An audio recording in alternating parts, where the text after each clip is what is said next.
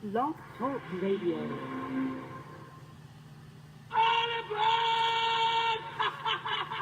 Don't touch me. I'll beat your brains out. You believe in miracles? Yes! I mean, you can take a knee and try a 56-yard field goal. This is not Detroit, man. This is the Super Bowl. Let's get ready to rumble. I'm Sonny Liston. I'm Jack Gypsy. There's no one like me. I'm from Nairclaw. There's no one that can match me. My style is impetuous. My defense is impregnable. And I'm just ferocious. I want your heart. I want to eat his children. Down, Frazier. Down, Frazier. Down, Frazier. California. The big game over Stanford. I think that the NFL knows what Randy Moss has done with marijuana, and I think the NFL knows what Randy Moss does with marijuana. Playoffs? Don't talk about playoffs. I can't bring you in. It doesn't show on Facebook. We'll win a game. Good morning, and thank you for joining me. Top of the morning, everybody. Those of you already on Facebook and Instagram Live, top of the morning. The millions listening around the world on Blog Talk Radio. This is Tough Love. I am Alistair Conrad. Hopefully all of you are having a great Sunday morning. My little brother Brian is already on Facebook, amongst others. Dino on Instagram, amongst others. Dino's requesting to come on the video on Instagram. Dino, I would love to bring you on. Just like last week, my boy Lionel comes on. I can't have you on Instagram because the people on Facebook wouldn't be able to see you, nor would the people on Blog Talk be able to hear you. So, the millions listening on Blog Talk would, be left out. So I can't do that. So, anyway. Hopefully everybody's having a great Sunday morning. It is September. Summer is officially over. Labor Day weekend is upon us tomorrow. That just means football season is that much closer, which college football started yesterday, if you want to, really started yesterday. NFL starts Thursday night. Atlanta at defending Super Bowl champs Philadelphia. The best part about living in Los Angeles is that, summer doesn't end. That's the best part. Like, back home in Minneapolis, it sucks because once summer's over, fall is great, but then obviously winter comes and it sucks. Summer doesn't necessarily end here out in LA, and so for us, September just is more the same of the sunshine. So it's the best of both worlds. It's football and still sunshine. I love it. 30-minute show today. Lot to get to. Like I mentioned, NFL, college football, Tiger Woods. Just a ton of stuff. First off, though, I'm sitting here last night. I got home from hanging out with some friends, and I thought it was just a replay, and I'm a little bit out of the loop when it comes to tennis. I'm sorry. But, and I'm just only going to touch on this, I'm watching it, and it's like 11:15 Pacific time. And the U.S. Open is going on, and I'm in my head thinking, well, it's in New York, and so there's no way this can be live. It was live! It was live. What in the fuck is the U.S. Open playing till 2:30 in the morning out east for? Why are tennis matches starting at 10 o'clock at night in the U.S. Open? Apparently this has been a thing, and I'm out of the loop. I thought it was a replay, and I couldn't believe what I was seeing. How do you prepare for that? I get that football, Monday Night Football, Sunday Night Football starts at 8:30-ish on the East Coast, but not 10. It's insane to me. So I just wanted to touch on that. I had no idea the U.S. Open did that. It's incredible. Obviously, the biggest news, I'll get to Tiger, I'll get to college football, but obviously the biggest news this week, which started with Aaron Donald finally ending his holdout and getting a massive contract with the Rams. 6 years, $135 million, $87 million guaranteed, which was huge news for the Rams. Because now they get to pair him with Ndamukong Suh. They got Marcus Peters. They got Aqib Talib in free agency in this offseason. Their defense is raring to go now. Not to be outdone is Khalil Mack getting traded to the Bears. At 27 years old, 2015, he was the first player ever to make the AP All-Pro first team at 2 different positions, D-end and outside linebacker. And then in 2016, he was the NFL defensive MVP. The Bears had to give up a king's ransom. 6 years, $141 million. Eclipses the record-setting deal that was made 3 days earlier by Aaron Donald and the Rams. He signs a 6-year, $141 million, 90 guaranteed, $60 million at signing. Think about that. Think about you just sign a new contract and you get $60 million. I mean, it's amazing. Now, the deal itself, I look at it really as a win-win. If you are willing to give up 2 first-round picks, and there was a couple other picks, one from Oakland, another one from Chicago, but, you know, the nuts and bolts of it, 2 first-round picks from Chicago, Oakland gets, and obviously Chicago gets Khalil Mack. Mack is 27 years old, in the prime of his career. It made sense for Chicago to do this and give up 2 firsts, because you're getting arguably the best defensive player in the league. Aaron Donald can make that argument, obviously. There's quite a few really good NFL defensive players in the league. Khalil Mack is one of the best. And to get him at 27 years old, after 4 years of production that he has had, and, oh, by the way, has never missed a game, I can see how the Bears and Ryan Pace, the GM, said, you know what, this makes sense. I don't care. We're going to pay the dude. And Oakland looks at it like, we get 2 firsts. Our defense, John Gruden said, even with Khalil Mack, our defense wasn't that great. And so, look, their viewpoint is we get 2 firsts. They also get a 3rd rounder. I'm pretty sure a 2nd rounder, along with giving up a 2nd or a 3rd. I can't remember exactly how it played out. And so that's the way Oakland looks at it. We are saving an obvious ton of money and getting a couple firsts. As long as they don't mess them up, they could be in a really good situation. Here's what's happened. Here's what happens. The NFL has the collective bargaining agreement that the players agreed to, okay? As long as, and we've seen this, the best example was Seattle and Russell Wilson. As long as your quarterback is still on his rookie deal, or in that fact, off the rookie deal, but a team-friendly deal like Tom Brady does every contract, renegotiates, gets more money up front, blah, blah, blah. The biggest thing, though, with the NFL CBA the way it is, the quarterback, all contracts, basically for first-rounders, are 4 years with a 5th year option. So you have that player for 4 years no matter what at a bargain, a complete bargain.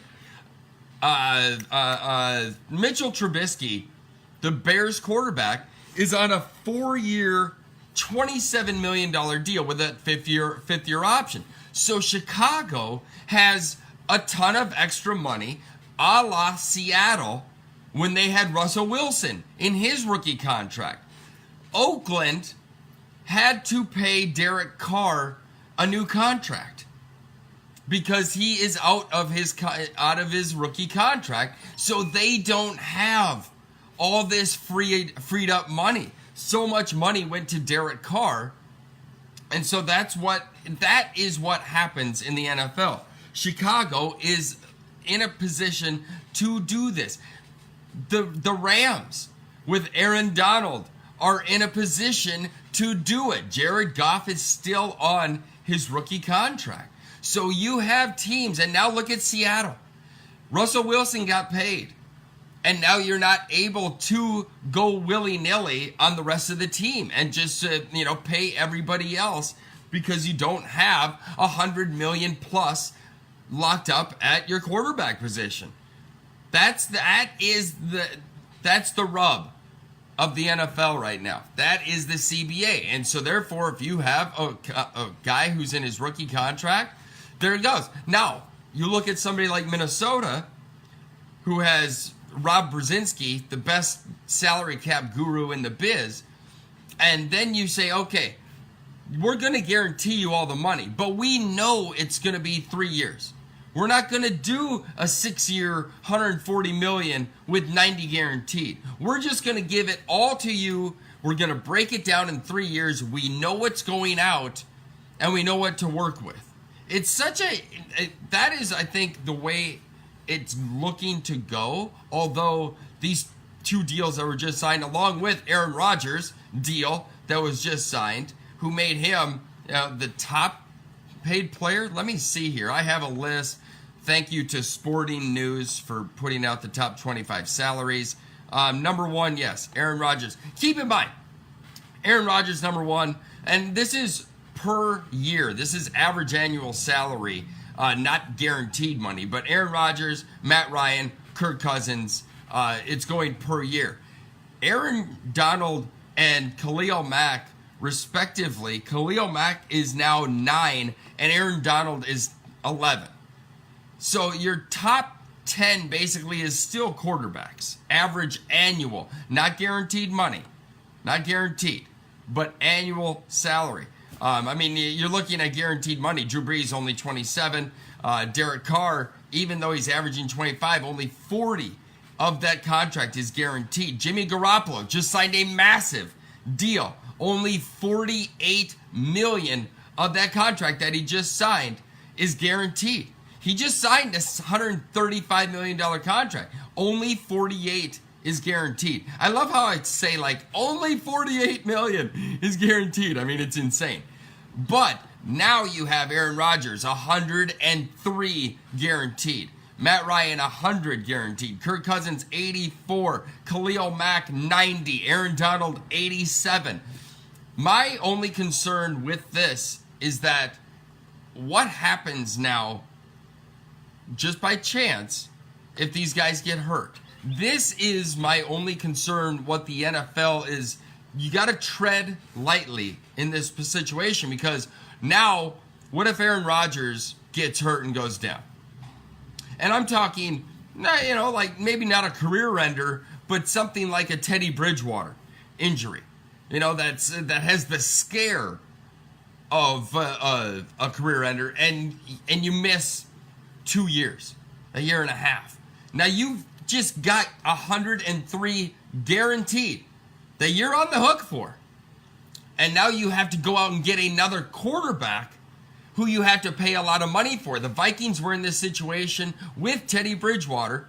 He gets hurt. They have to go after Sam Bradford. He gets hurt. And you've got 20 per in Sam Bradford. And then you have to go out.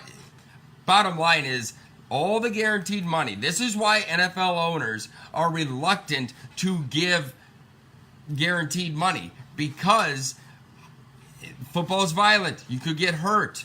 That's the exact argument that the players have. It's violent. We could get hurt. We want guaranteed money. But players are replaceable. As much as they don't like to hear it, they're replaceable.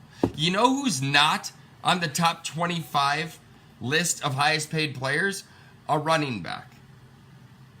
Todd Gurley just signed a massive new deal. He's not in the top 25 for annual per. Guaranteed money, I think he is. Obviously, I think it's some, pretty big. I can't remember exactly what it is, around 50 or something like that. Here's the thing with a running back. and the new CBA. The shelf life of a running back is about 3 years. So therefore, if you're a rookie and you're a first rounder, okay? You're a first rounder. Don't think about Kareem Hunt right now, who's doesn't have that guaranteed 4-year deal. Just think about a first rounder. You got a 4-year guaranteed contract, and it's going to be low. It's going to be like a 4-year, let's say 2025 at max deal. All right? And then you have that 5th-year option, which can be picked up. Let's talk Leonard Fournette. All right? So he's got 4 years. And then he's got a 5th-year option. By the time that 5th-year option comes around and Jacksonville picks that option up, he's going to be 27, 28 years old. 27. Let's just call it 27. And then the NFL can franchise you. Your team can franchise you. Kirk Cousins, it happened twice to Kirk Cousins. Granted, it takes the top 5 salaries, or the salaries of the top 5 at your position. So quarterback, Kirk Cousins was making 20 per year or something like that. He's going to be all right. Le'Veon Bell, great example. Le'Veon Bell. I don't know exactly how old Le'Veon Bell is right now. Let me find out.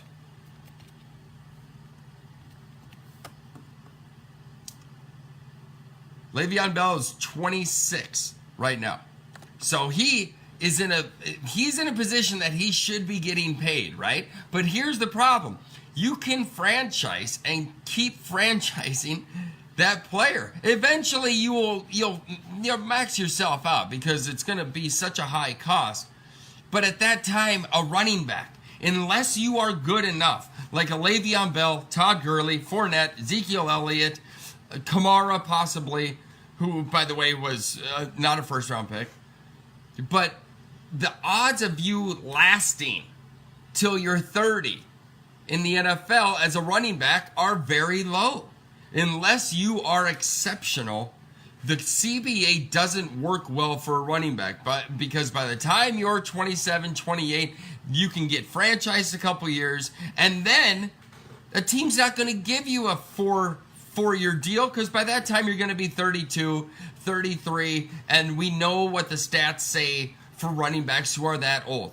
That's just unfortunately the way it works, and that is why teams are reluctant to pay running backs because it's just the way it is. One last thing about the Khalil Mack trade.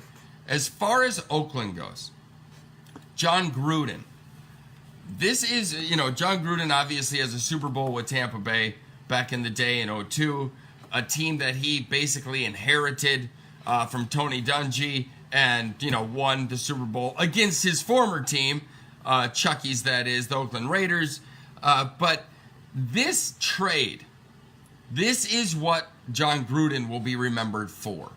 If it works out, if they hit on the 2 first-round picks that they get from Chicago, if they are able to forge a winning record to do as well, if not better, without Khalil Mack, that is what John Gruden will be remembered for.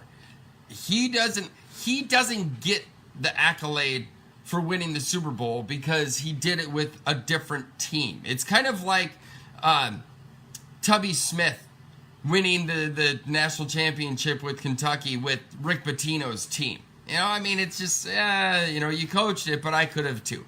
I could have coached that Tampa Bay team and probably won a Super Bowl. Not that's a slap in the face to Tony Dungy probably, but, that's how good that defense was and that team was.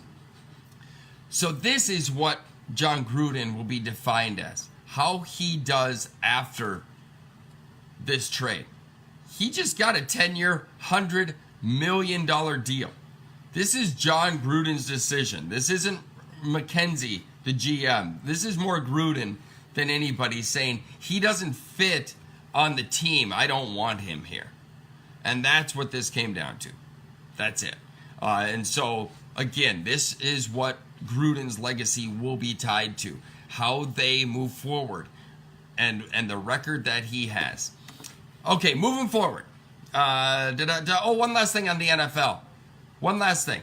Teddy Bridgewater gets traded to New Orleans Saints.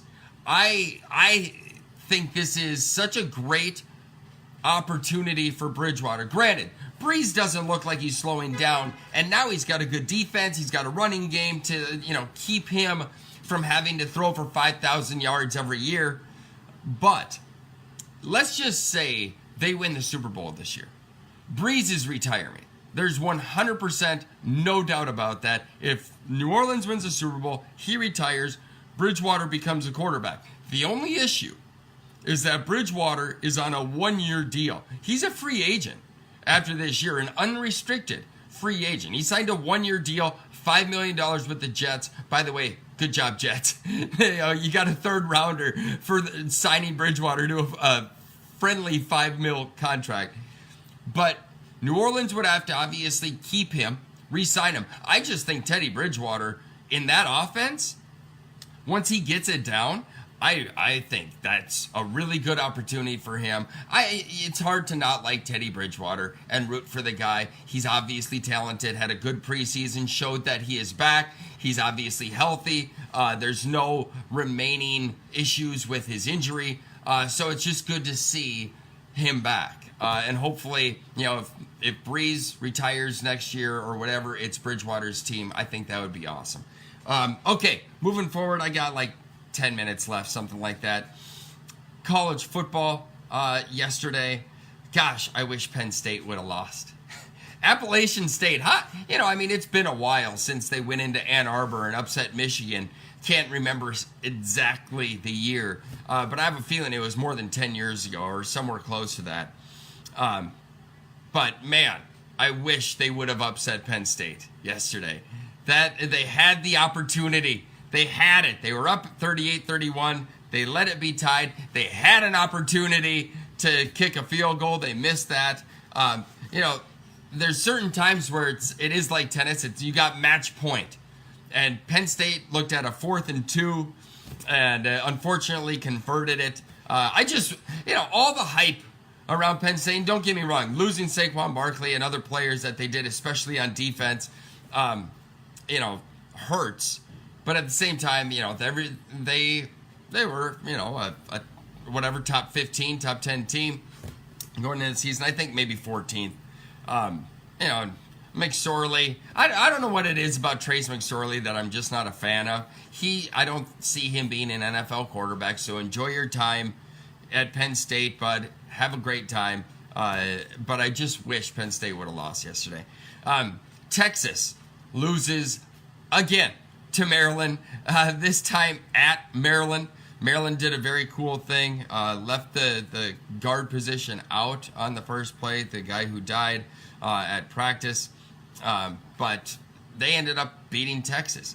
Good for Maryland, good for the interim head coach, but what about Texas? How do you not win at Texas? Think how long Texas has just been out of the loop since Mack Brown retired. And keep in mind, the reason why Mack Brown was driven out is because they were on a decline. They weren't doing good with Mack Brown at the end. And so then I can't remember who they brought in. He didn't do well. Oh, Charlie Strong. And now they get Tom Herman, and Tom Herman did so good at Houston. And then, he comes in and he's going to save Texas, and he's not doing it. I don't understand how you can have a state like Texas, the state of football, and be the university in that state and not have a good team.